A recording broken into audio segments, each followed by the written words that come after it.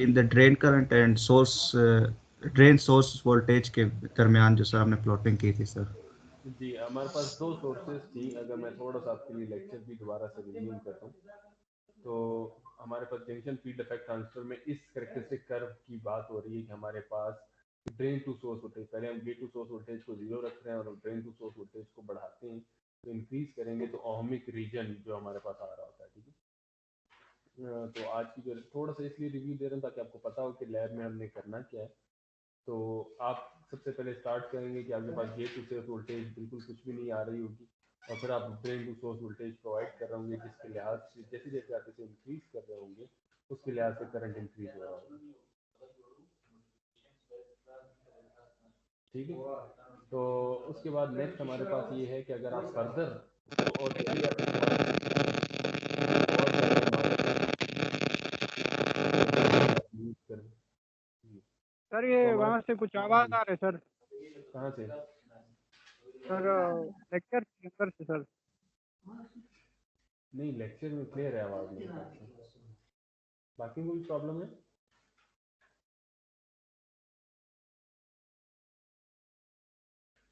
तो कर कर कर की आवाज़ आती है कभी कभी बीच में। ठीक है, तो अब हम दोबारा से स्टार्ट कर लेते हैं। हमारे पास जैसे जैसे आपके पास drain to source voltage increase हो रहा होगा तो आपके पास करंट इंक्रीज आएगा, और एक पॉइंट होगा जब इसके बाद करंट में कांस्टेंट होना स्टार्ट हो गई, तो ये पॉइंट वो पॉइंट है। इस पॉइंट पर आपके पास जो वोल्टेज है उसे आपने नाम दिया हुआ है पिंच ऑफ वोल्टेज के। तो सबसे पहले आपको ये पिंच ऑफ वोल्टेज कैलकुलेट करनी होगी कि पिंच ऑफ वोल्टेज है क्या। फिर वन थिंग, और उसी वक्त में आपके पास IDSS क्या करंट क्या है, तो ये दो चीज़ें फाइंड करनी है आपने अपने करेक्टरिस्टिक करनी। ठीक है, ये दो चीज़ें फाइंड करने के बाद नेक्स्ट आपके पास ये जितना भी आप वोल्टेज को बढ़ाते रहेंगे आपके पास जो एरिया है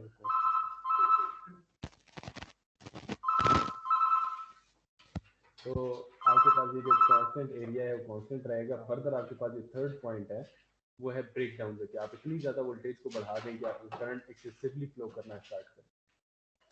ठीक है, तो ये जो फ्लो ऑफ करंट होंगे काइंडली इन चीज़ों को हमें देखना होगा। ये एक ग्राफ है जो कि VGS जीरो वोल्टेज के लिहाज से। फिर हमें हमें ये समझ में आ जाएगी कि ओमिक एरिया डिफाइन हो जाएगा, कांस्टेंट करंट एरिया डिफाइन हो जाएगा और ब्रेक डाउन डिफाइन हो जाएगा। तो नेक्स्ट चीज़ जो हमारे पास होगी वो ये होगी कि आप जब जैसे जैसे गेट टू सोर्स वोल्टेज को रिवर्स बायस में बढ़ा रहे होंगे, लेकिन जीरो से -1, तो आहिस्ता आहिस्ता आपके पास जो वोल्ट कांस्टेंट करंट एरिया है वो नीचे आ रहा होगा और टूवर्ड्स कट ऑफ वोल्टेज की तरफ जा रहा है। और आपको ये पता है कि VGS ऑफ इक्वल होता है आपके पास pinch off voltage minus pinch off voltage, क्योंकि आप जैसे जो पिंच ऑफ वोल्टेज कैलकुलेट करेंगे तो आप देखेंगे एग्जैक्टली उतने ही जो आपका पिंच ऑफ वोल्टेज कैलकुलेटेड होगा उतने ही minus gate to source voltage पर जाकर बिल्कुल जीरो एम्पियर हो जाएगी। या अगर हम प्रैक्टिकल केसेस की बात करें तो जीरो एम्पियर की हो जाएगी, बहुत ज़्यादा कम करंट यूज को या करंट के।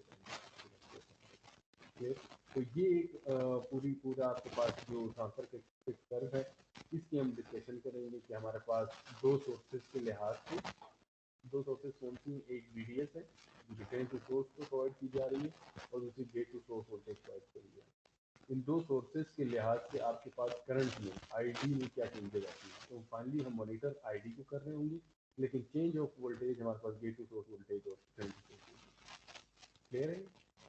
ये हमारे आज की लैब है जिसे हमने स्टडी कर लिया है, और फिर हम इसे फर्दर डिस्कस करेंगे। और हम इस चीज़ को भी आज क्लियरली देख रहे होंगे कि जैसे जैसे आप रिवर्स में बढ़ा रहे हैं तो डिप्लीशन रीजन बढ़ रहा है और करंट आपके पास कम होता जा रहा है। ठीक,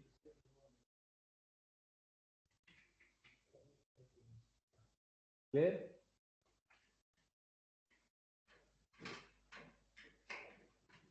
यस सर यस। ऐसा तो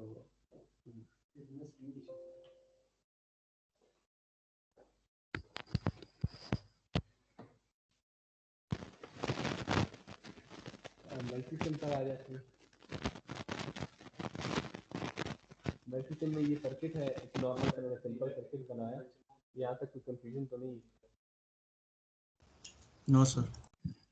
तो ये सर्किट अगर डिज़ाइन करने में कोई प्रॉब्लम है तो आपको पता है कि यहाँ से आपके पास एक कंपोनेंट है जहाँ से आप सर्च करते हैं जंक्शन फील्ड इफेक्ट ट्रांसफर आपने सर्च करना है तो आप यहाँ पे ट्रांसफर में आ जाएंगे। और यहाँ पर आपको नजर आ जाएगा जंक्शन फीड इफेक्ट ट्रांजिस्टर जो कि एन चैनल। ये तो आप कोई सा भी ट्रांजिस्टर यूज कर सकते हैं, डायरेक्टली ये इफेक्ट यूज कर सकते हैं। ओके, ये जंक्शन फीड इफेक्ट ट्रांजिस्टर है, ये जो हमने ट्रांजिस्टर यूज किया है। उसके बाद ये हमने वोल्ट मीटर यूज किया है, ठीक है। डिजिटल मल्टीमीटर है जो कि आपको यहाँ से मिल जाते हैं, ठीक है। मल्टीमीटर हमने यहाँ से प्लेस किया और फिर ये आपके पास एक वेरिएबल डीसी वोल्टेज सोर्स है, ठीक है। और ये भी एक वेरिएबल डीसी वोल्टेज सोर्स है। वेरिएबल डीसी वोल्ट और ग्राउंड यहाँ पे हमने प्लेस किया हुआ है। तो अगर इस सर्किट में कोई कंफ्यूजन नहीं है तो फिर हम आगे इसको डिस्कस करना स्टार्ट करें। मीन्स इसको बनाने के लिए आप ये पावर्स के लिए आप यहाँ से आप प्लेस कर लेंगे, तो आपको यहाँ पे मिल जाएंगे डीसी के लिए आपसे डीसी इंटरेक्टिव वोल्टेज, ठीक है। अगर आपने प्लेस करना है और आपको नहीं मिला तो सोर्सेज में आपके पास डीसी इंटरेक्टिव वोल्टेज आपको यहाँ से मिल जाएंगे। तो ये दो सोर्सेज मैंने डीसी इंटरेक्टिव वोल्टेज के लिए आपसे, ठीक है। तो सर्किट डिज़ाइन के लिहाज से कोई प्रॉब्लम तो नहीं है, सिंपल सर्किट है जो कि आपने मल्टी सिम में डिज़ाइन करना है। वोल्ट मीटर हमने सीरीज में क्यों लगाया है, कोई बता सकता है?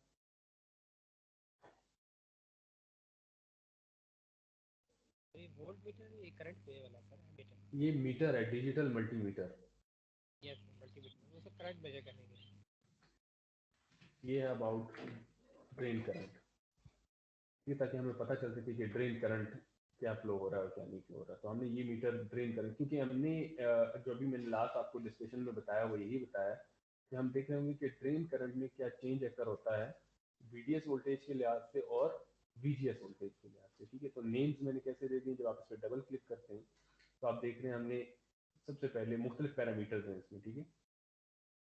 एक तो ये कि हमने यहाँ से इसको लेबल को चेंज किया, लेबल हमने वीडीएस रखा है, इसलिए रखा है ताकि हमारे पास हमें समझने में आसानी हो कि ये ड्रेन टू सोर्स वोल्टेज की बात हो रही है, ठीक है।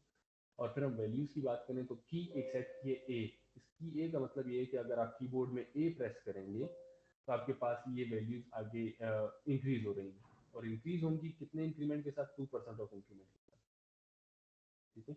तो आपने यहाँ पे डिफाइन किया हुआ है कि मिनिमम वैल्यू 0 है और मैक्सिमम इस वोल्टेज की वैल्यू 30 है। तो अब ये मिनिमम पर है, जैसे आप ए प्रेस करते जाएंगे तो 2% का इंक्रीज होता जाएगा और फाइनली आप 30 वोल्ट तक पहुंच रहे होंगे, ठीक है। यहाँ तक कोई कंफ्यूजन है तो पूछ लें काइंडली। सर इसको एग्जैक्ट और 30 और 2 ही करना है सर? जी, आप चेंज भी कर सकते हैं, लेकिन हम इस एक एक्सपेरिमेंट के लिए 30 और 2 रख रहे हैं, आप चेंज भी कर सकते हैं, ठीक है। और यहाँ पर हमने दूसरी जो सोर्स है हमारे पास, इस दूसरे सोर्स में हमारे पास क्योंकि वीजीएस वोल्टेज नॉर्मली हमें कम रिक्वायर्ड होगी, जो कि बहुत ज़्यादा भी हम कर लें तो हमें पिंच ऑफ वोल्टेज जितनी चाहिए होगी ताकि वो 0 वोल्टेज तक ले जाए। तो हमने फिर भी उसे 10 वोल्ट तक रखा है, लेकिन की चेंज कर दी है, की हमने बी कर दी है, क्योंकि अगर आप ए रखेंगे दोनों को, तो जब आप ए चेंज करेंगे तो दोनों voltages at a time change हो रही हैं, क्लियर। तो दोनों वोल्टेज जब एक एट अ टाइम चेंज हो रही होंगी तो उससे मसला ये होगा कि आपके पास आप सही से मॉनिटर नहीं कर सकेंगे कि वीडीएस की वजह से क्या चेंज कर हो रहा है और वीजीएस, ठीक है। और लेबल हमने क्या कर दिया इसको वीजीएस। अगर यहाँ तक कोई कंफ्यूजन नहीं है तो हम फिर प्रैक्टिकल परफॉर्मेंस की तरफ चलें।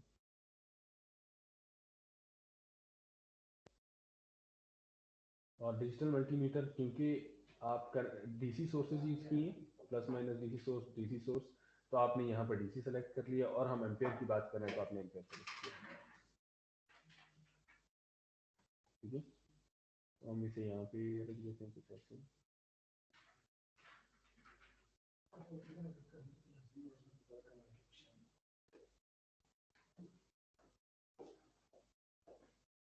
अच्छा,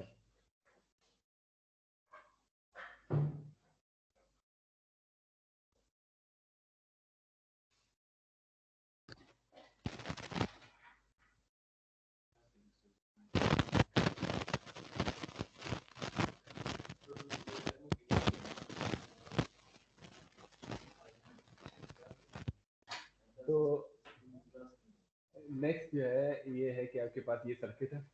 अब हम ये देख लेते हैं कि हमारे पास एम्पेयर की जो करंट की सेटिंग्स है दोनों ए और उसमें है, ठीक है। मैं ये इसकी सर, जिस जी बुकिंग सर ये करंट तो फ्लो क्यों कर रहा है सर? दोनों तरफ तो 0 वोल्ट्स है। नहीं कर रहा है, ये पुरानी सिमुलेशन रनिंग हुई है, अभी तक हमने प्ले नहीं किया, प्ले करेंगे तो फिर आपको लगा, ठीक है ओके सर। मोहित। तो अब हम फाइनली अब हम स्टडी क्या करना चाह रहे हैं, ठीक है। जो मैं चीज़ आपको साथ में बताना चाह रहा हूँ वो ये है कि हम इस ग्राफ को देखना चाह रहे हैं, ये ग्राफ। सर जी सर ये ट्रांजिस्टर किस नाम से है सर जो आपने लगाया है यहाँ पे? Junction junction field effect transistor JFET के नाम से, ओके ठीक है।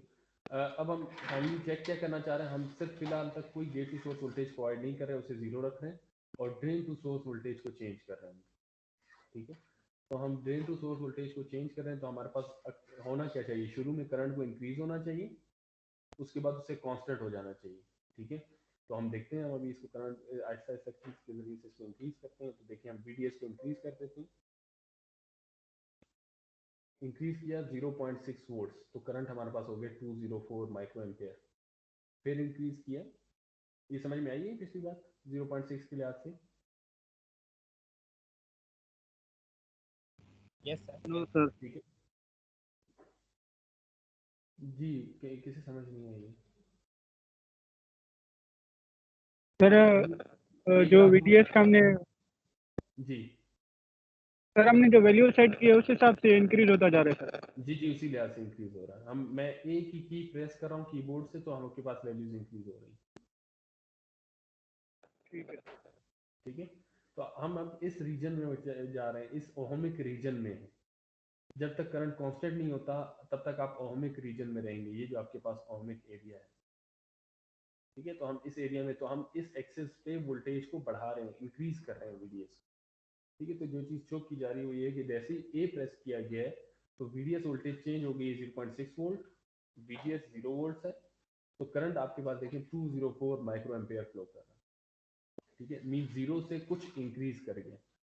फिर उसके बाद दोबारा से हम A प्रेस कर रहे हैं, तो आपके पास जो वोल्टेज हो चुका है 1.2 वोल्ट्स और आपके पास करंट फ्लो कर रहा है 336 माइक्रो एम्पेयर।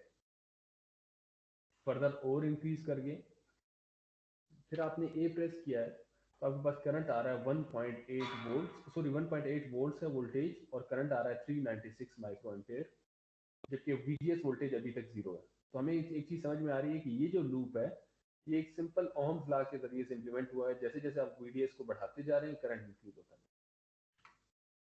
अब मैंने उसे और बढ़ाया और वो उसे कर दिए 2.4 वोल्ट्स। 2.4 वोल्ट्स पर आपके पास जो करंट है वो 400 माइक्रो एम्पियर है। क्लियर? अभी भी इंक्रीज हो रहा, यहाँ तक क्लियर है? ये सर एक सवाल था। जी सर ये इतना कम करंट माइक्रो एम्पेयर्स में क्यों है सर ये? उसको हम देख लेते हैं, वो ट्रांजिस्टर की वजह से हो सकता है और आपकी सोर्सेज की वजह से हो सकता है, ठीक है। इन केस हमें फाइनली ये चीज देखनी है कि करंट इंक्रीज हो रहा है और उसके बाद कांस्टेंट हो रहा है या नहीं हो रहा। वो जेफेट पर भी डिपेंडेंट हो सकता है, वो आपकी सोर्सेज पे भी डिपेंडेंट हो सकता है, वो मल्टीमीटर की रेजिस्टेंस पे भी डिपेंडेंट हो सकता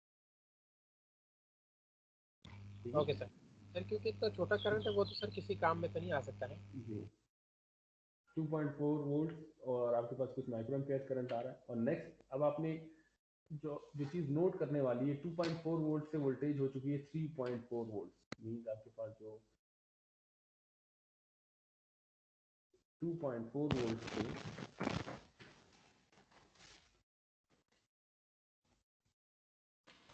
करंट मिला है 400 माइक्रो एम्पेयर, जबकि अब आपने जब नेक्स्ट उसे 3 वोल्ट पर इंक्रीज कर दिया तब भी आपके पास वोल्टेज करंट क्या आ रहा है 400 माइक्रो एम्पेयर। आपने उसे फर्दर इंक्रीज किया, देखिए करंट चेंज हो रहा है।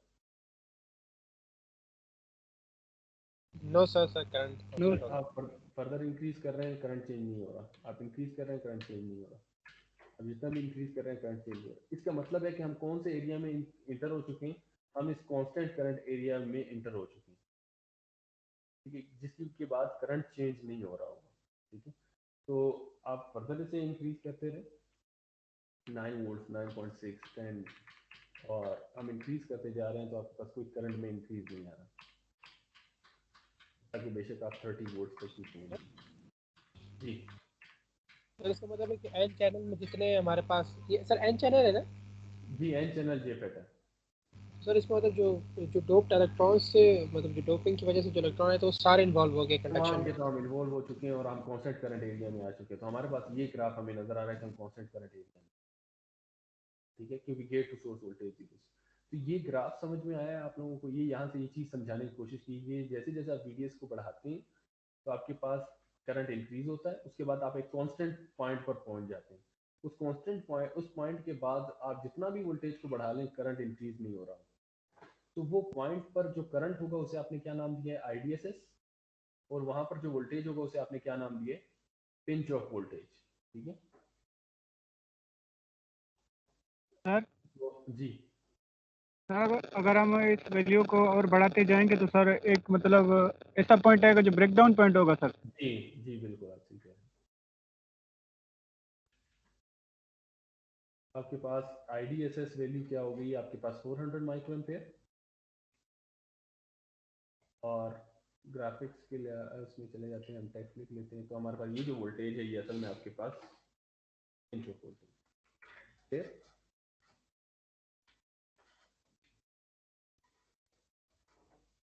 इसका मतलब पिंच ऑफ वोल्टेज क्या थी हमारे पास? 2.4 वोल्ट्स। लेकिन वो हमने इस अंडरस्टैंडिंग से गए। लेकिन आपको एक चीज़ और भी नोट करनी चाहिए, वो ये है कि जब आप इसे इंक्रीज करते हैं तो 1.8 के बाद आप डायरेक्टली शिफ्ट हुए हो 2.4 में। अब हमें नहीं पता कि पिंच ऑफ वोल्टेज इन इस पर रखा हुआ है। ये बात समझ में आ रही है? अब देखिए इंक्रीज करते हैं 1.2 फिर 1.8। अब 1.8 के बाद जो जो इंक्रीज आएगा वो डायरेक्टली 2.4 वोल्ट्स पे जा रहा है। 1.8 के बाद 2.4 वोल्ट्स, तो इसके दरम्यान में 0.6 वोल्ट्स हैं। तो इसका मतलब है 1.8 से 2.4 के बिटवीन में कहीं पर आपके पास पिंच ऑफ वोल्टेज है जहाँ पे कांस्टेंट हो रहा है, या वो 2.4 वोल्ट पर है। तो इसे एग्जैक्टली कैलकुलेट करने के लिए आपको इंक्रीमेंट्स को और ज़्यादा प्रिसाइज करना होगा और चीज़ों को देखना होगा। क्लियर? तो अब हम नेक्स्ट उस पर चले जाते हैं कि हमने करंट को इंक्रीज कर दिए क्योंकि 400 माइक्रो एम्पेयर से फर्दर इंक्रीज नहीं कर रहा। अब हमारा नेक्स्ट टास्क क्या है? हमारे पास ये चीज़ अकर हो गई। नेक्स्ट टास्क ये है कि अब हम गेट टू सोर्स वोल्टेज जो कि रिवर्स बाइसिंग में है उसे इंक्रीज करेंगे और हम देखेंगे कि आया हमारे पास ये करंट की वैल्यू डिक्रीज होती है या नहीं। ठीक है, तो हम गेट टू सोर्स वोल्टेज को बी वैल्यू से प्रेस करके 0.25 कर देंगे। लेकिन गेट टू सोर्स वोल्टेज जैसे ही 0.245 वोल्ट हुई और वो रिवर्स बाइसिंग में है, माइनस यहाँ पे कनेक्टेड है, पॉजिटिव यहाँ पर। जैसे ही 0.25 वोल्ट पर कनेक्टेड हुई है तो आपके पास जो करंट है वो 306.25 माइक्रोएम्पेयर है। तो मतलब 3.06 है। आप अब देखें ए से मैंने VDS को फर्दर इंक्रीज किया, यहाँ पे नोट करें 7.8 वोल्ट से मैंने 8.4 कर दिए, लेकिन करंट चेंज नहीं हो रहा। पहले वो करंट 400 माइक्रो एम्पेयर से चेंज नहीं हो रहा था, अब वो करंट 306.25 माइक्रो एम्पेयर से ज़्यादा चेंज नहीं हो रहा। तो हमें एक चीज़ पता चलती है कि जब आपने VGS वोल्टेज इक्वल किए 0.25 के, आपके पास जो कांस्टेंट करंट एरिया के लिहाज से करंट की वैल्यू आई है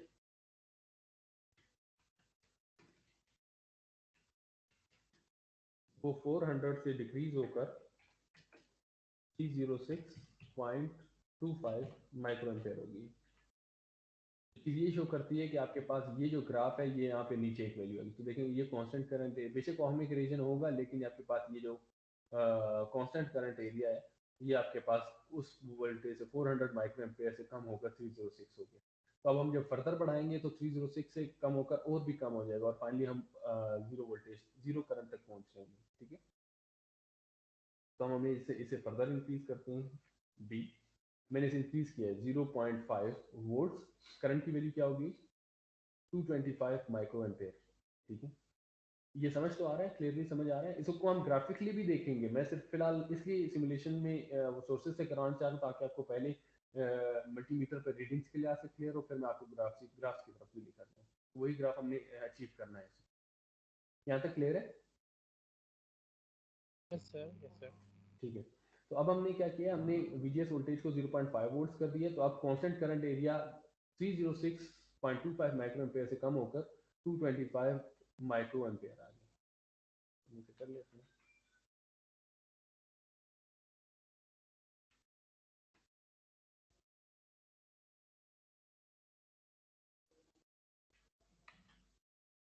अब करंट की वैल्यू क्या हो चुकी है हमारे पास? 225।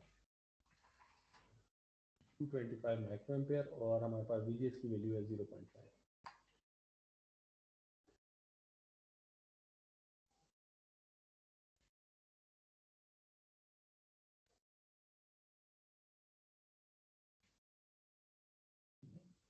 अब अगर हम A प्रेस करते हैं तो देखिए ये कांस्टेंट 225 पर ही रह रहा है, 225 चेंज नहीं हो रहा, ठीक है। तो हम अभी VGS को और बढ़ा देते हैं, 0.75 कर देते हैं, तो आपके पास जो वैल्यू है 0.75 पर वो 156.25 माइक्रो एम्पेयर, इसका मतलब फर्दर डिक्रीज होगी। अब मैं फर्दर पॉइंट नहीं लिख रहा हूँ, हम आगे बढ़ाते जाते हैं, हमें चीज़ क्लियर हो रही है कि जब हमने जीरो वोल्टेज प्रोवाइड किया था तो हमारे पास 400 माइक्रो एम्पेयर था, 0.25 किया तो 306.25 माइक्रो एम्पेयर हो गया, 0.5 पर 225 माइक्रो एम्पेयर हो गया और 0.75 पर 156.25 माइक्रो एम्पेयर हो गया। फर्दर बढ़ा देते हैं ये सर 100 जी। सर वो अगर हम फार्मूला लगाएं जैसे कि वो वाला था ID is equal to IDSS वाला जो फार्मूला था ID निकालने वाला, जी जी सर वो भी इसमें होल्ड करेगा? जी जी जी बिल्कुल होल्ड करेगा, बिल्कुल होल्ड करेगा। नहीं, ठीक, तो नेक्स्ट हम आगे चलते हैं। हमारे पास नेक्स्ट हमारे पास ये है कि हम बी की प्रेस करते हैं। अब यहाँ तक क्लियर है कि हमने बी जब 1 वोल्ट तक पहुंच गया तो करंट और डिक्रीज हो गया जो कि 100 माइक्रो एम्पेयर है, ठीक है। हम इसे और स्टार्ट करते हैं नेक्स्ट 1.25, तो करंट और कम हो चुका है 56.25 माइक्रो एम्पेयर। फिर बी प्रेस किया तो 25 माइक्रो एम्पेयर, फिर बी प्रेस किया 6.25 माइक्रो एम्पेयर, फिर बी प्रेस किया तो 177.636 पिको एम्पेयर, ठीक है। माइक्रो के बाद ना ही नैनो एम्पेयर आया, डायरेक्ट आप पिको में चले गए। इसका मतलब बहुत ज़्यादा कम करंट, ठीक है, जो कि निग्लिजिबल करंट हो सकता है। वैल्यू यहाँ पर नोट करने वाली है 2 वोल्ट्स, ठीक है। तो मैं ये सब वैल्यू लिख देता हूँ यहाँ पे।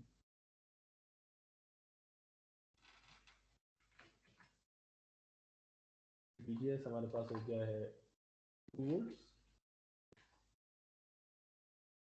और हमारे पास जो कांस्टेंट करंट एरिया में वोल्टेज की वैल्यू, करंट की वैल्यू पहुंच चुकी है वो है 177.636 पीको एम्पेयर। सिर्फ इसलिए है कि अब देखें 2 वोल्ट्स के बाद मैं फर्दर VGS को इंक्रीज करता हूँ, 2.25 कर देता हूँ, लेकिन अब वो वही पीको एम्पेयर करंट है, वो फर्दर चेंज नहीं हो रहा। फिर मैंने बी पर इंक्रीज किया, वो चेंज नहीं हो रहा, फिर इंक्रीज किया, चेंज नहीं हो रहा, फिर किया चेंज। इसका मतलब पीको एम्पेयर का मतलब है कि आप ऑलमोस्ट 0 एम्पेयर करंट को रीच कर चुके हो, ठीक है। 3.25, 3.5, 3.75, 4 वोल्ट, 4.25, 4.75। तो अब इस एक्सरसाइज से क्या आप मुझे ये बता सकते हैं कि VGS ऑफ की क्या वैल्यू होगी? सर इस पे खत्म हो गया था पढ़ना, कम हो रहा। जी, वो क्या थी वैल्यू? VGS ऑफ की वैल्यू अगर सर बता 2 दें। Volt, 2 volt. -2 वोल्ट लिखते हैं सर, क्योंकि रिवर्स बाइसिंग है, ठीक है। -2 वोल्ट। तो अगर आपको अभी मेरी बात याद हो, मैंने एक जगह पर आपसे ये डिस्कस किया था कि यहाँ पे 2.4 वोल्ट था और यहाँ पर वैल्यू आ रही थी 1.8 वोल्ट, ठीक है।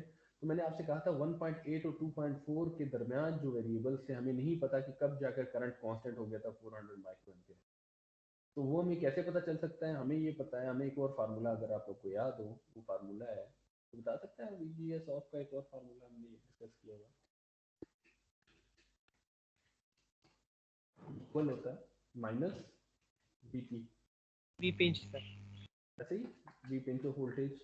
Yes sir. तो अब हमारे पास VGS ऑफ की वैल्यू क्या है? -2 वोल्ट्स, ठीक है। इसी फार्मूले को अगर आप सॉल्व करेंगे तो आपको ये पता चलेगा कि आपके पास -2 वोल्ट्स का मतलब है कि पिंच ऑफ वोल्टेज की वैल्यू कितनी है? पिंच ऑफ वोल्टेज की वैल्यू कोई बता दें। सर 2 वोल्ट है। 2 वोल्ट, तो इसका मतलब है यहाँ पर करेक्शन की जरूरत है।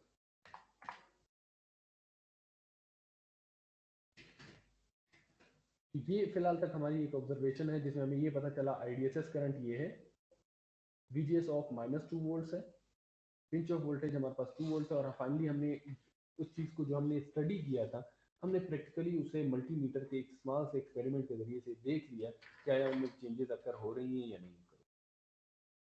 क्लियर है यहाँ तक? अगर यहाँ तक क्लियर है तो फिर हम ग्राफिक्स की तरफ जाएंगे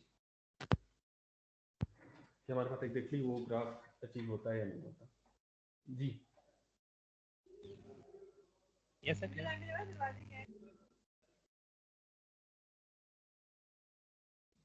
बाकी किसी को कंफ्यूजन तो नहीं है? अली कंफ्यूजन तो नहीं है? सर इसका मतलब ये है कि हम अगर VGS को बढ़ाएंगे तो वहाँ पे करंट कम हो रहा है सर, जो आपने जी थ्योरी में पढ़ा है। जी जी वैसे ही ठीक है सर। ठीक है। बाकियों को अगर कोई कंफ्यूजन है तो मुझे बता दें, वरना फिर हम आगे स्टेप में चलते हैं कि हम फाइनली ग्राफ कैसे अचीव करेंगे। अभी हमें फाइनली यही ग्राफ अचीव करना होगा, तो यही ग्राफ हमें मिलेगा कि हम इस ग्राफ की तरफ जाएं कि ये ग्राफ हमें एक्चुअली यही ग्राफ नज़र कैसे आएगा कि हम उसमें पिंच ऑफ वोल्टेज, ये तो हमने हिट एंड रन पर चेक किया कि हमारे पास पिंच ऑफ वोल्टेज 2 वोल्ट है, VDS ऑफ -2 वोल्ट्स है, IDSS 400 माइक्रो एम्पेयर है, और जैसे जैसे VGS को बढ़ा रहे थे वो चीज़ें कम हो रही थी, तो हम उस ग्राफ तक पहुँचते हैं।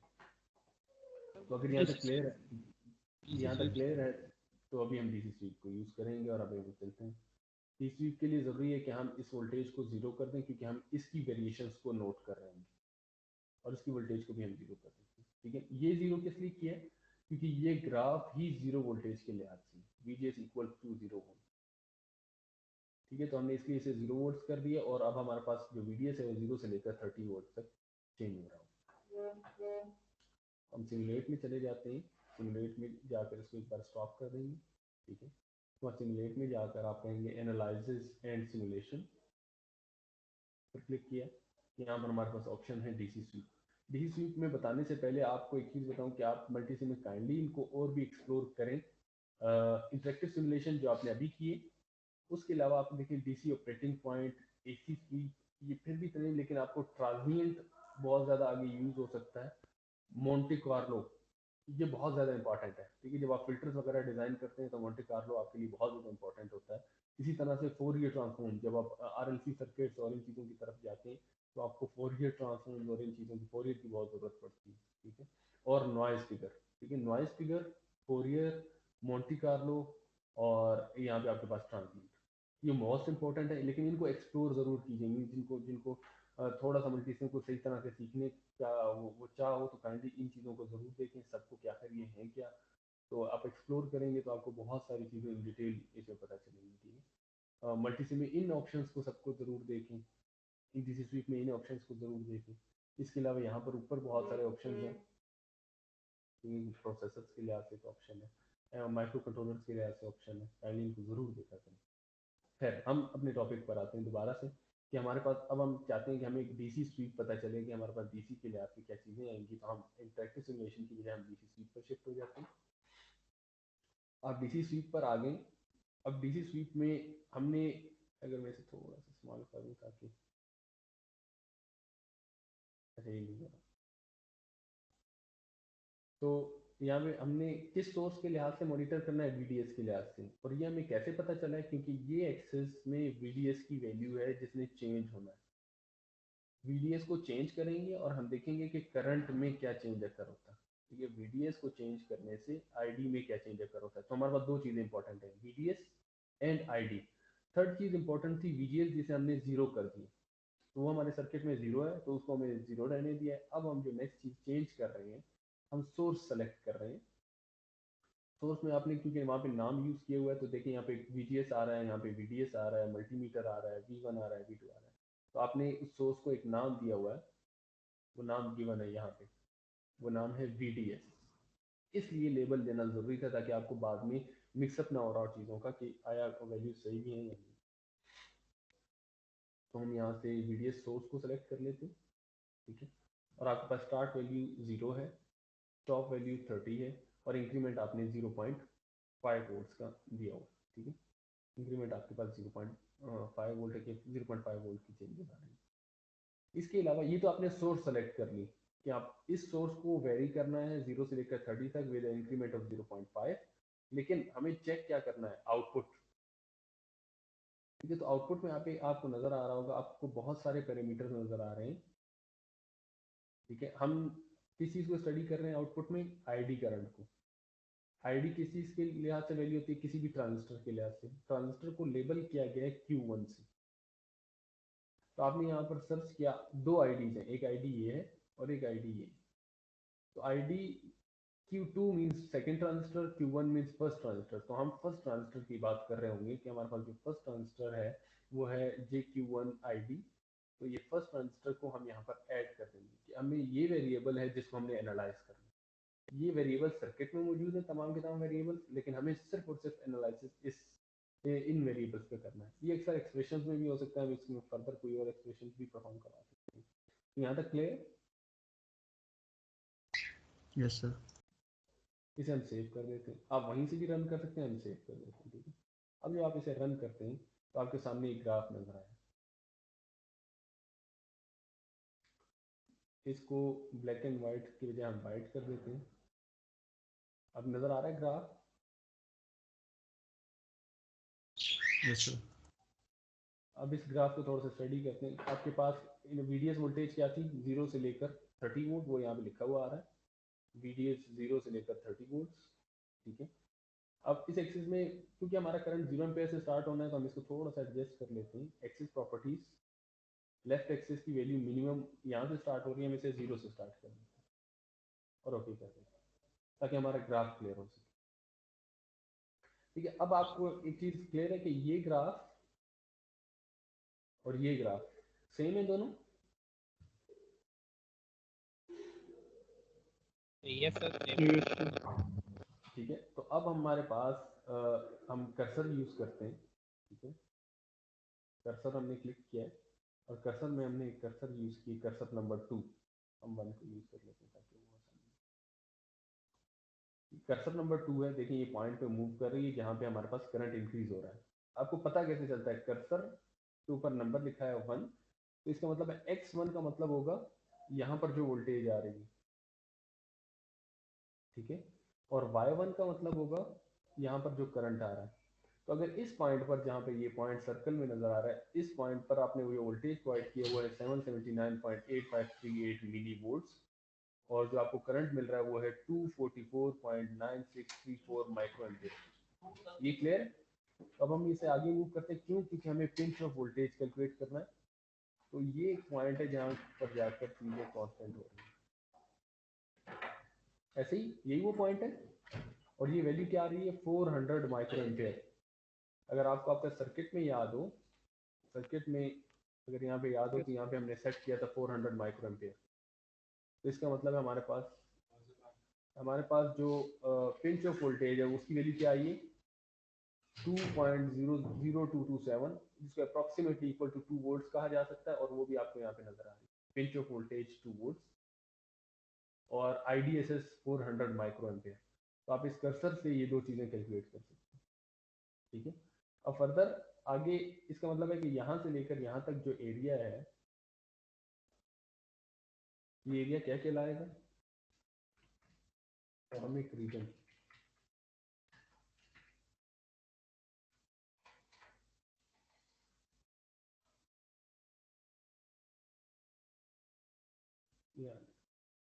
इसका मतलब आपके पास 0 से लेकर यहाँ तक ये वोल्टेज क्या होगी? पिंच ऑफ वोल्टेज ये 2 वोल्ट्स होगी। तो आप लिख देते हो वही P इक्वल्स 2 वोल्ट्स, और टेक्स्ट में हम यहाँ पे लिख देते हैं कि हमारे पास IDSS इक्वल है 400 माइक्रो एम्पियर। फिर ये दो चीज़ें कि अब हमारे पास ये जो रीजन कहला रहा है जहाँ से वो स्टार्ट हो रहा है 0 से स्टार्ट होकर, और हम इसे थोड़ा सा यहाँ पर अगर देखते हैं तो ये हमारे पास ओमिक रीजन है। कहा ओमिक रीजन का मतलब क्या है? कि वोल्टेज के इंक्रीज होने से करंट भी इंक्रीज हो रही थी, ठीक है। और इसके बाद अभी फर्दर हम आगे जब कर्सर नंबर 2 को यूज कर रहे हैं, इसको आप देखें। अब आप वोल्टेज मॉनिटर करें, सेकंड है, तो X2 मींस वोल्टेज चेंज हो रही है, Y2 मींस करंट। तो आप जितना X2 को चेंज करते जा रहे हैं, आपके पास ये वाली वैल्यू चेंज नहीं हो रही, 400 माइक्रो एम्पियर, ये चेंज नहीं हो रही। देख रहे हैं Y2 वैल्यू 400 माइक्रो एम्पियर। तो इसका मतलब है ये तमाम का तमाम एरिया आपके पास क्या आ रहा है? Constant current area. तो इसको हम लिख देते हैं यहाँ पे।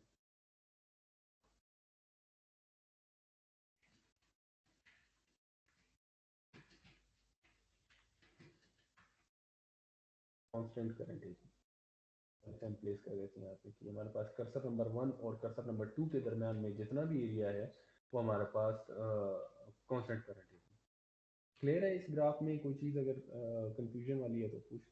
अच्छा, पिंच ऑफ वोल्टेज अगर 2 वोल्ट्स आ गए तो आपको भी ये पता चल जाना चाहिए कि आपके पास VGS वोल्टेज, VGS ऑफ किस चीज़ के इक्विवेलेंट होगा? Pinch off voltage minus pinch off voltage जो कि इक्वल होगा आपके पास -2 वोल्ट। ये आपको एक चीज़ पता चलनी चाहिए कि अगर आप ऑफ करना चाहेंगे तो आपको एग्जैक्टली -2 वोल्ट प्रोवाइड करना। क्लियर है? Yes sir. किसी को कोई कंफ्यूजन हो तो पूछ सकते हैं। सर इसको वाइट कैसे करेंगे सर ग्राफ को? कैसे मतलब वाइट? ये ब्लैक बैकग्राउंड है, आप ब्लैक बैकग्राउंड की बजाय वाइट बैकग्राउंड कर देंगे। ठीक, तो देखिए मैंने इस पर क्लिक किया तो ब्लैक हो गया, फिर मैंने क्लिक किया यस तो सर। वाइट हो गया। ठीक, फाइनली एक अच्छा कि आपको ये तमाम का तमाम ग्राफ मिले तो आप इस ग्राफ्स को यूज़ करते हैं और इन्हें करते हैं प्रिंट, जो कि कंट्रोल पी पे भी आ जाए। ठीक है, अब जब कंट्रोल पी कर देते हैं तो यहाँ पे लिखा हुआ है आपके पास उसको सेव करना है फॉक्सजेट रीडर पीडीएफ प्रिंटर। जरूरी नहीं कि आपके पास फॉक्सजेट रीडर हो, आपके पास कोई भी पीडीएफ रीडर हो तो आप यहाँ पे पीडीएफ प्रिंटर यूज़ करेंगे। आप पीडीएफ प्रिंटर पर क्लिक करते हैं और इसे करते हैं ओके, तो आपके पास ऑप्शन आ जाता है कि आप इसे सेव कहाँ पे करना चाहते हैं। तो हम इसे डेस्कटॉप पे सेव करना चाहते हैं। एक्सपोज देख रहे हैं यहाँ पे save as file PDF file आ रही है, अब इसे सेव करें। उसका फ़ायदा ये होगा कि आपके पास ये जो ग्राफ व्यू है इसको आप डायरेक्टली अगर आप अभी पीडीएफ में ओपन करेंगे तो आपके पीडीएफ की एक बड़ी क्लियर इमेज आपके साथ सामने आ जाएगी, जिसमें ओहमिक रीजन का भी जिक्र आ रहा है, पिंच ऑफ वोल्टेज का भी जिक्र आ रहा है, कांस्टेंट करंट एरिया का भी जिक्र आ रहा है, वीजीएस ऑफ मीन जो आपने उसके ऊपर लिखा है वो एग्जैक्टली प्रिंट आ गया। आप इस इमेज को आप यूज़ कर सकते हैं कहाँ और आगे यूज़ करना चाहते हैं तो उसको डायरेक्टली यूज़ किया जा सकता है। आप स्क्रीनशॉट भी ले सकते हैं, लेकिन बाद औक़ात हमें जब अच्छे डॉक्यूमेंट्स में कहीं पे पेस्ट करना होता है तो अगर आपको आप चाहते हैं कि आपके पिक्सल्स ब्रेक ना और चीज़ें ना हो तो आप इमेज में उसे सेव करते हैं और फिर इसे प्रिंट करते हैं या कहीं पे भी शो करते हैं, या फिर आप इस पीडीएफ को चेंज करते हैं इमेजेस में, पीडीएफ टू इमेज कन्वर्टर के लिए आते हैं और फिर आप उन इमेजेस को यूज़ कर रहे हैं। ठीक है, तो ये तरीका है। बाकी आप यहाँ से स्क्रीनशॉट भी ले सकते हैं, वो आपकी मर्जी है। अच्छा, अब आपको जो चीज़ें पूछना थी, वो जो चीज़ें मेंशन करना थी वो ये थी कि ओहमिक रीजन आपको पता चले, ओहमिक रीजन 0 से लेकर कहाँ तक है, 2 वोल्ट तक। ठीक है, थोड़ा सा हम इसको एक्सेस की प्रॉपर्टीज में जाकर इसको 30 की बजाय 6 कर दें ताकि हम आपकी अंडरस्टैंडिंग और भी अच्छी तरह से होगी। तो अब देखें ये 0 से स्टार्ट हुआ है और ये वोल्टेज के इंक्रीज होने से आपके पास करंट इंक्रीज हो रहा है, और जैसे जैसे आप करंट को इंक्रीज वोल्टेज को इंक्रीज करते जा रहे हैं करंट इंक्रीज होता जा रहा है। तो voltage is directly proportional to current, ये ओहम लॉ है। जैसे ही आप एग्जैक्टली 2 वोल्ट्स पर पहुंचते हैं तो 2 वोल्ट्स के बाद कांस्टेंट करंट एरिया स्टार्ट होता है क्योंकि 400 माइक्रो एम्पेयर का। तो आपको ये यहाँ से पता चलना चाहिए कि IDSS आपके पास 400 माइक्रो एम्पेयर है। पिंच ऑफ वोल्टेज आपके पास यही 2 वोल्ट्स पिंच ऑफ वोल्टेज है, और ये सारा का सारा रीजन आपके पास ओहमिक रीजन है, और ये बाकी का एरिया आपके पास कांस्टेंट करंट एरिया। क्लियर? ये अब और थोड़ी सी थोड़ा सा हमने वाइड किया तो हमें चीज़ें और ज़्यादा क्लियर हो रही हैं। क्लियर है?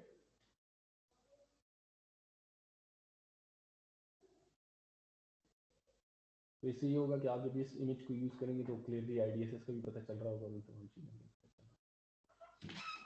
आप ऐसा भी कर सकते हैं कि सर आप इसे जी एक मिनट से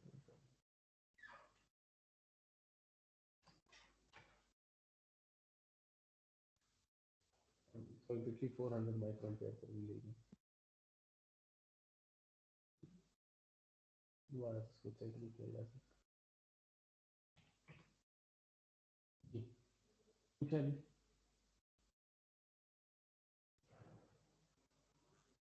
जी रिशु है। सर ये जो X1 है वोल्टेज के लिए इसको सर वो करते हैं।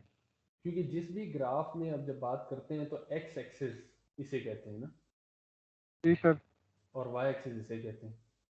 तो एक्स एक्सिस पर आप देख रहे हैं आपके पास वोल्टेज आ रही है, Yes, और वोल्टेज कौन सी है, VDS। और वाई एक्सिस के पास आपके पास करंट आ रहा है, और वो करंट कौन सा है, ID, या मेंशन भी कर सकते हैं। एक्सिस प्रॉपर्टीज में चले जाएंगे तो यहाँ पर आप इसके लेबल देखते हैं, लेबल करंट एम्पेयर, तो आप इसे और भी अच्छी तरह से ये लिख सकते हैं, ड्रेन करंट,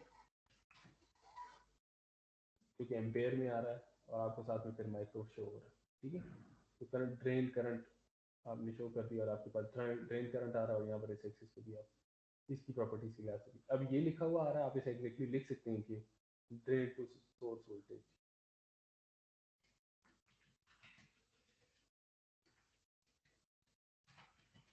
इसे VDS का है, ड्रेन टू सोर्स वोल्टेज।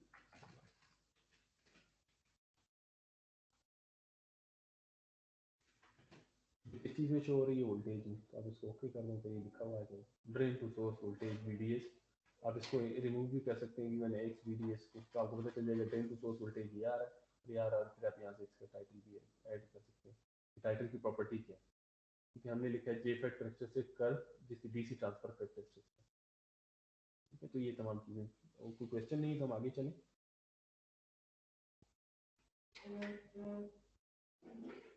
ये सर जी, सर हम लोग मुबीन आवाज़ नहीं आ रही। सर हम लोग सेकेंडरी सोर्स लगा के इस्तेमाल करके मल्टीपल उसकी लाइन भी तो बना सकते हैं सर। जी बनाएंगे, अभी हम बनाएंगे। Okay sir, okay. जी जी, हम स्टेप वाइज जाएंगे, फिलहाल तक हम इस चीज़ तक पहुंचे हैं कि हमारा ये ग्राफ बन गया, ओमिक एरिया बन गया, कांस्टेंट करंट एरिया। ठीक है, इसे बंद करते हैं, वैल्यूज में कुछ चेंजेस लेकर आते हैं।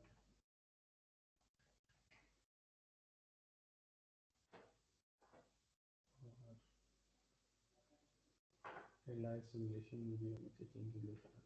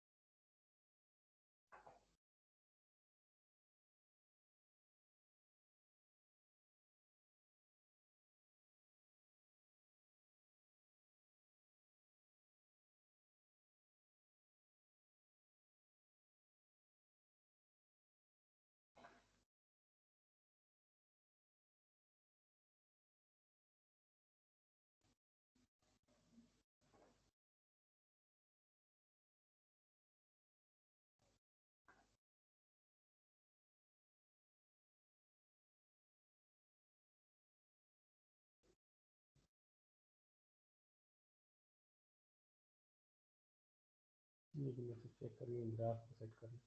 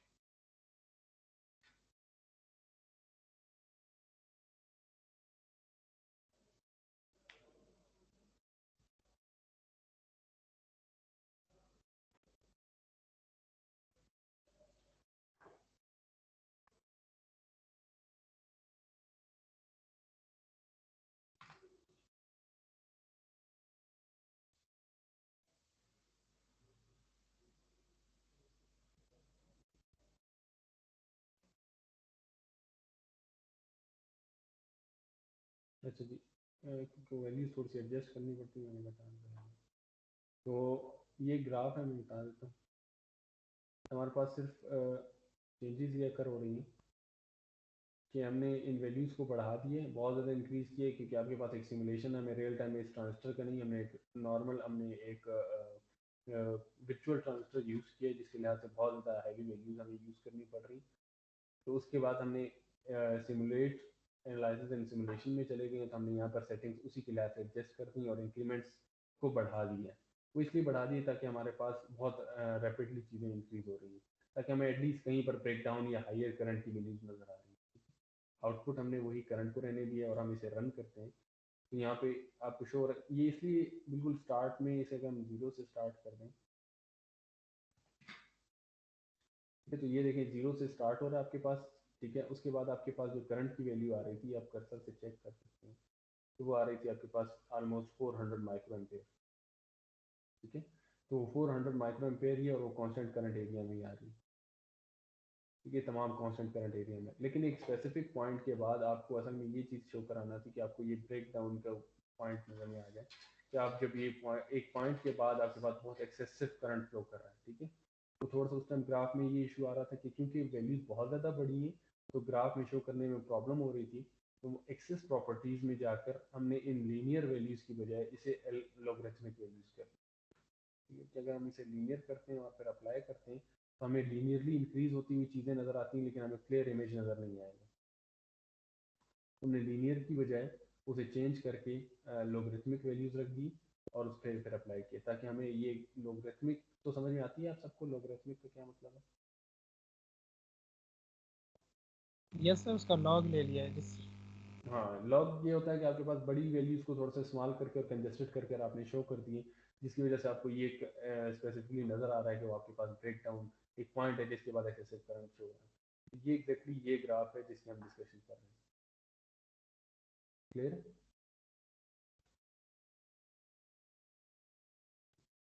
ये सर वैसे ये कभी समझ नहीं आया, लॉग काम कैसे करता है सर? लोगरिथमिक सिर्फ जैसे आप 10 लॉग ले रहे हैं किसी 1000 वैल्यू का, तो वो सिर्फ वैल्यूज को कंजेस्टेड कर कर आपको वैल्यूज शो कर रहे होंगे, इसके अलावा और कुछ नहीं है। क्योंकि आपके पास बहुत ज़्यादा बड़ी वैल्यूज हैं, तो आपको ग्राफ में इस चीज़ों को शो करना है। लीनियर का मतलब है कि एक पॉइंट बाय पॉइंट चीज़ों में इंक्रीज आ रहा हो, जबकि लोगरिथमिक का मतलब है कि मुख्तलिफ डिस्टिंक्ट पॉइंट्स के बाद आप उसको इंक्रीज लेकर जाएंगे। सर ये कह सकते हैं कि log base to the base 10 हम 10 टाइम्स छोटा करके लिख देते हैं। जी जी जी, ऐसा भी कह सकते हैं। सही है सर, मतलब 10 टाइम्स छोटा करके हम लोग उसको लिख देते हैं। और हम उसी ग्राफ को देख रहे हैं, ओके सर। ओके ठीक है। सर। तो ये अब फर्स्ट ग्राफ क्लियर, जिसमें मैं पहले ओहमिक रीजन की बात की, वो ग्राफ भी यहीं पे मौजूद है। ये ग्राफ है जिसमें आपके पास ओहमिक रीजन और कांस्टेंट करंट एरिया आपको समझाया गया, और फिर आपको वीजीएस ऑफ बताया गया, पिंच ऑफ वोल्टेज बताया गया, आईडीएसएस बताया गया, ठीक है। शायद ठीक है। अच्छा, उसके बाद हमारे पास जो नेक्स्ट आपके पास डीसी स्वीप में वैल्यूज आ रही, मीडिया आपके पास आईडीएसएस वगैरह और ये सारी चीज़ें बताई गई। ये सिर्फ जो ग्राफ्स आ रहे थे जिनमें जिनको करेक्ट करने की ज़रूरत थी, तो फिर हमने ये ग्राफ लेकर आए हैं जो कि हमारे पास हमें ब्रेक डाउन रीजन भी बताया जा रहा है कि एक पॉइंट है जिसके बाद ब्रेक डाउन अकर हो। अब फर्दर आगे बढ़ाएंगे तो और भी ब्रेक डाउन आगे आपको ये वैल्यू शो होगी। क्लियर? ये फिर आपके पास ब्रेक डाउन है और ये तमाम चीज़ें आपको show। तो अगर यहाँ तक क्लियर है, तो अब हम नेक्स्ट मूव होना चाहते हैं इस ग्राफ की तरफ। हाल ये हमने विजुअली देख लिया है, हमने मल्टीमीटर पर इस चीज़ों को देखा है कि गेट टू सोर्स वोल्टेज बढ़ाने से क्या होगा, लेकिन फिर भी हम इसे ग्राफिकली देखते हैं। तो यहाँ तक क्लियर है, तो हम उस तरफ मूव करें। Yes sir, yes sir. ठीक।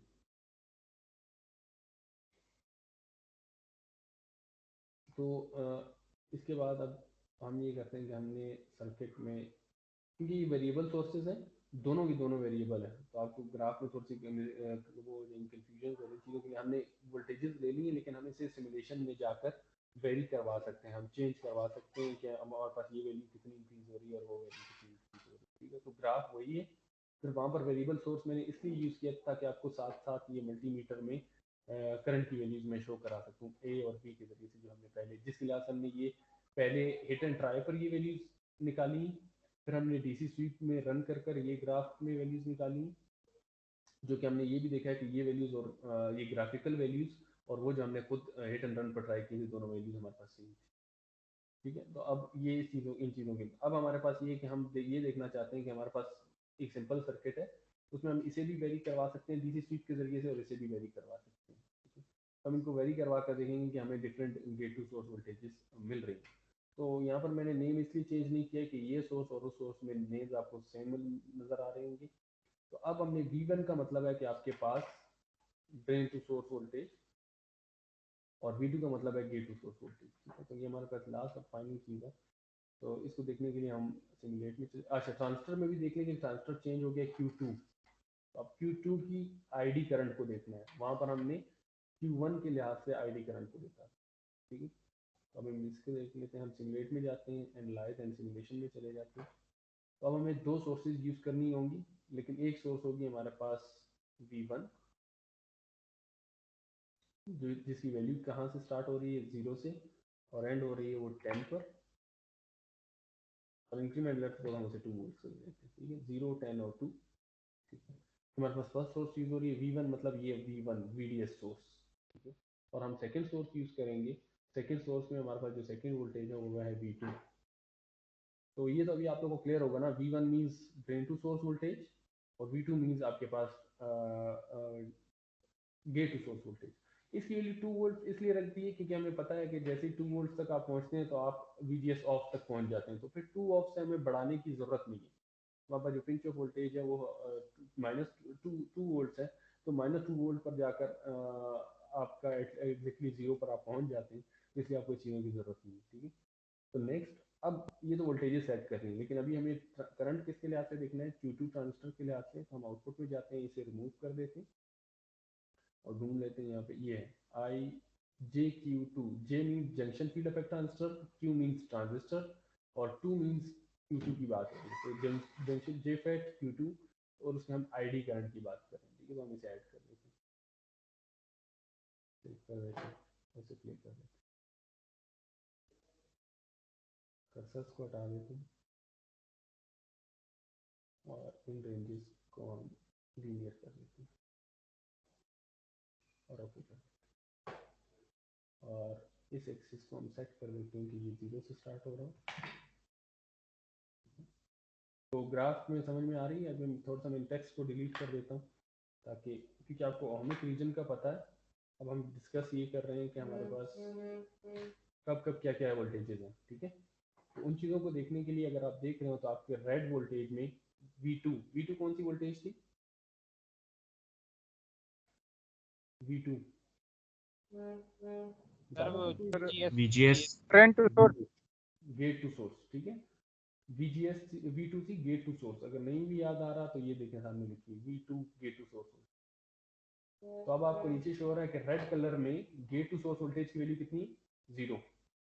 ठीक है, हम यहाँ पे लिख देते हैं कि इस वक्त VGS की वैल्यू 0 वोल्ट है और आपको ग्राफ कुछ ऐसा नजर आ रहा है। ठीक है, ग्रीन कलर में आप आ जाएंगे तो VGS की वैल्यू कितनी होगी, 0.2। ग्रीन 0.2। तो आप टेक्स्ट में आ जाते हैं,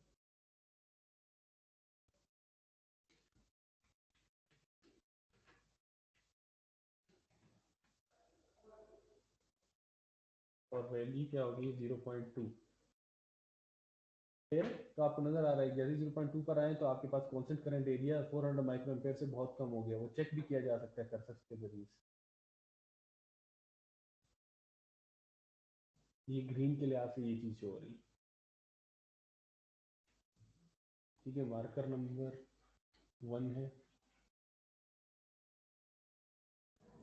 X1 में 2.16 है और फिर आपके पास 6.35 की ये है मार्कर। इसको फिलहाल अच्छा, नेक्स्ट हमारे पास जो ब्लू लाइन है उसमें हमारे पास VGS की वो वोल्टेज होगी 0.4।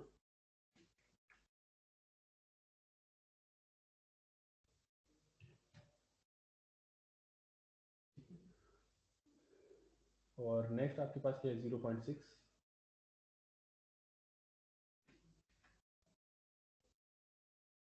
वही चीज़ जो आपको ग्राफ में नजर आई हुई है वो यहाँ पर शो। अब जैसे जैसे आगे इंक्रीज करते जा रहे हैं तो ये देखिए जैसे जैसे आप आगे जाते जा रहे हैं तो आपके पास ये आपको पर्पल आ रहा है 0.8, फिर 1, फिर 1.2, 1.4, 1.6, 1.8 और फाइनली आपके पास 2। तो वो लाइंस फिर यहाँ पर आपको बिल्कुल एग्जैक्टली जीरो पर नजर आ रहा है। ठीक है, तो आपको गेट टू सोर्स वोल्टेज से ये इमेज क्लियरली नजर आ रही है कि आप इसके करंट में कैसे आप चाहते हैं। तो हम इसे चेक करते हैं कि क्या होता है। तो यहाँ तक क्लियर है ये ग्राफ, कोई कंफ्यूजन है तो हम डिस्कस कर सकते हैं। और फाइनली आप जैसे 2 वोल्ट पर पहुंचेंगे तो देख रहे हैं कि तो यहाँ से बताने का ये मकसद है कि आपके पास जैसे जैसे गेट टू सोर्स वोल्टेज बढ़ रही है तो आपके पास ये ग्राफ की वैल्यूज कम हो रही है, जो कि एग्जैक्टली आपको इस तरह की ग्राफ में शो किया। सर एक सवाल था, पूछे सवाल पूछे। क्या हम लोग ये इसी मॉसफेट के जरिए एसी करंट का स्विच ऑन ऑफ कर सकते हैं? देखना पड़ेगा अगर हमारे पास रेटिंग्स क्या आ रही है। नहीं सर, अगर लो वोल्टेज एसी भी हो, जैसे कि 5 वोल्ट पीक टू पीक भी है, तो कर सकते हैं? 5 वोल्ट पीक टू पीक अभी हमें बिल्कुल कर सकते हैं मेरे ख्याल जी, कर सकते हैं। क्योंकि अभी आगे जाकर मैं आपको मॉसफेट की स्विचिंग सिखाऊंगा, जिसमें मॉसफेट स्विचिंग में हम एनालॉग स्विचिंग और डिजिटल स्विचिंग दोनों के ऊपर बात करेंगे।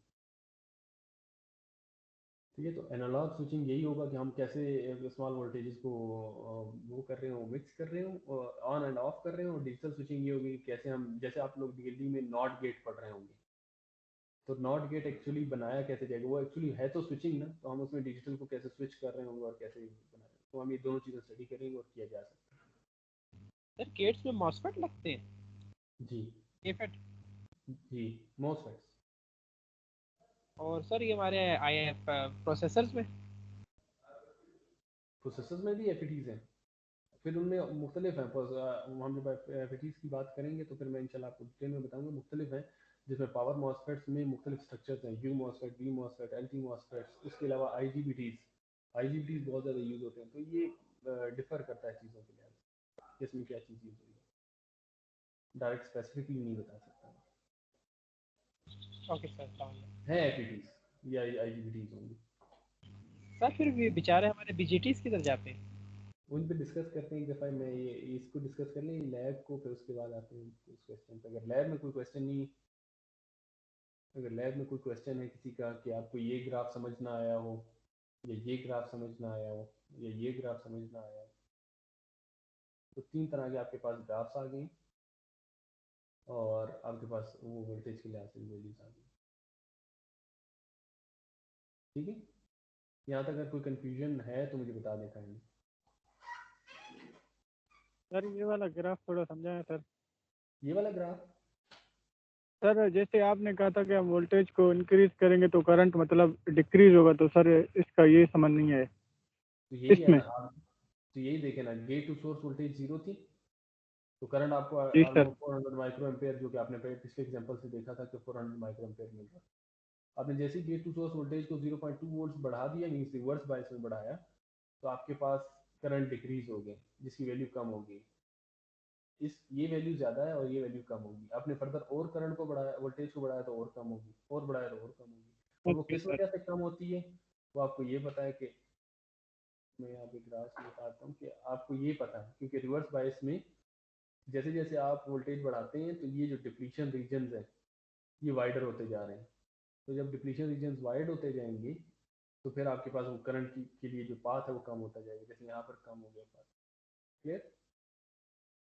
Yes sir sir. ये सर अगर जी, सर ये जो IDSS है, ये तो हमने जो drain to source voltage apply की है, वो ड्रेन पे पॉजिटिव था और सोर्स पे नेगेटिव था, जीरो था, है जी ना सर? तो जी, सर अगर हम ड्रेन पे नेगेटिव वोल्टेज अप्लाई करें और सोर्स हमारा ग्राउंडेड है, तो उसमें जो वो जो उसकी IDSS होगी वो भी 400 माइक्रो तक ही होगी? लेकिन अपोजिट डायरेक्शन में हो जाएगी। मतलब सर वो भी IDSS सेम रहेगा, मतलब जी कुछ चेंज नहीं जी जी जी, है? CO transfer same. Okay sir. ठीक, तो यहाँ तक अगर क्लियर है तो होपफुली आप लोग को समझ में आई होगी।